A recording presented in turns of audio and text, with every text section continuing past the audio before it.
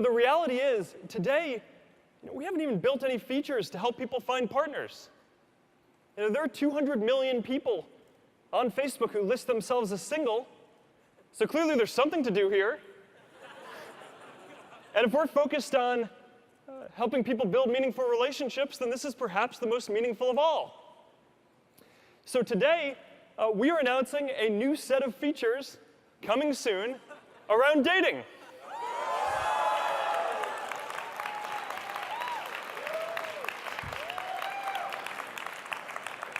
Now, this is going to be for building real long-term relationships, all right, not just hookups.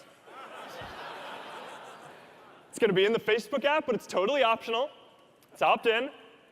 If you want, you can make a dating profile. And I know a lot of you are going to have questions about this, so I want to be clear that we have designed this with privacy and safety in mind from the beginning.